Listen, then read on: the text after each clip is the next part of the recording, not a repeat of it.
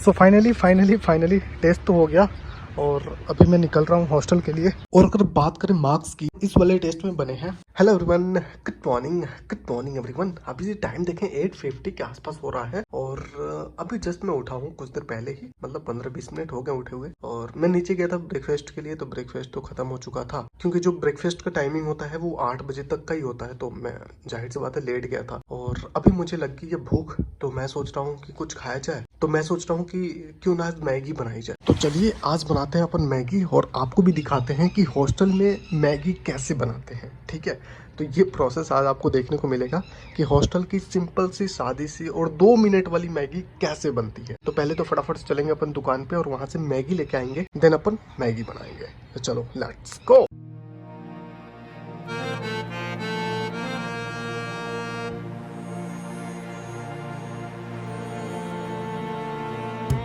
मुझे लगता है ना कि ये 2 मिनट्स नूडल जो मैगी पे लिखी होती है वो स्टूडेंट्स के लिए होती है जो लोग हॉस्टल में रहते हैं, क्योंकि असल में उनकी ही मैगी 2 मिनट में बन पाती है।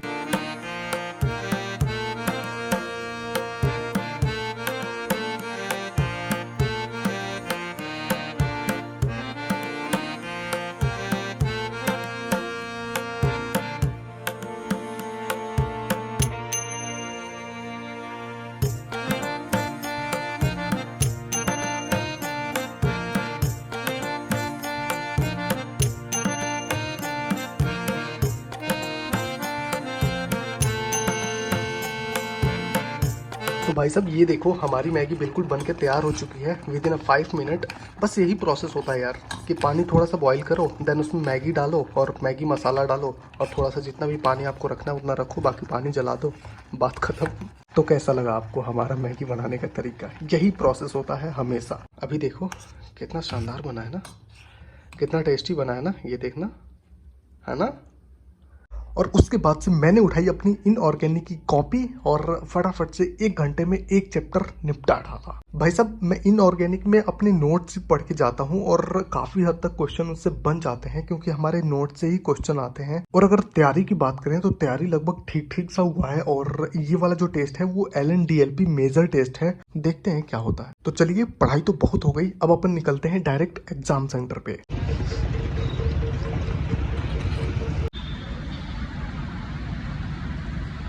सो फाइनली टेस्ट तो हो गया और अभी मैं निकल रहा हूँ हॉस्टल के लिए।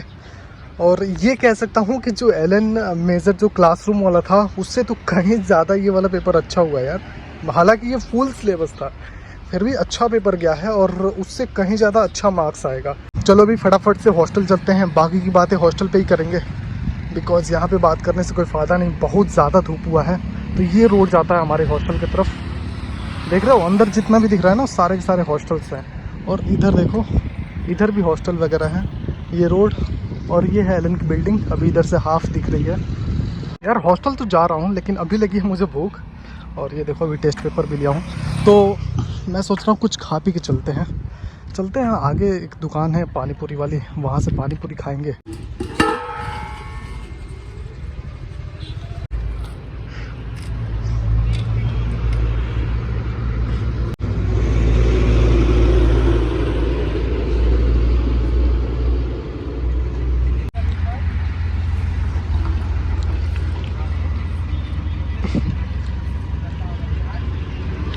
सो फाइनली अभी मैं हॉस्टल आ गया हूँ और क्वेश्चन पेपर भी मैच कर लिया मैंने कि कितने मार्क्स बन रहे हैं। लेकिन मार्क्स बताने से पहले मैं चाहूंगा कि थोड़ा सा पेपर के बारे में डिस्कस किया जाए कि पेपर कैसा आया था। तो अगर पेपर में बात की जाए बायो की, तो बायो में ना इस बार भर भर के statement wise question, match the column and assertion reason type question, तो ये क्वेश्चन ना भर भर के पड़े हुए थे इस बार। मतलब अगर ओवरऑल बात की जाए ना तो बायो को आप लेंदी कोई क्यों कह सकता है, कोई कोई नहीं भी कहेगा, क्योंकि मतलब स्टेटमेंट वाइज और ये मैच द कॉलम और असर्शन रीजन जब आते हैं ना तो उनको पढ़ने में ही ज़्यादा टाइम लग जाता है और चूज करने में ऑप्शन ही ज़्यादा टाइम लग जाता है। लेकिन मैच द कॉलम ट्रिकी होता है, अगर मैच द कॉलम में आपको कोई 2 भी आता है ना तो बाकी आप कर जाओगे।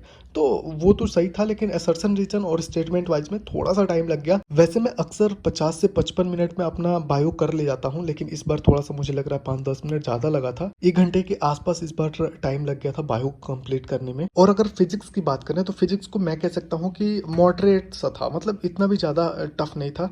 लेकिन हाँ, 2-4 क्वेश्चन ऐसे थे जो कुछ ज़्यादा ही मेरे लिए टफ थे, तो मैंने उन्हें छोड़ दिया, ऐसे ही स्किप कर दिया।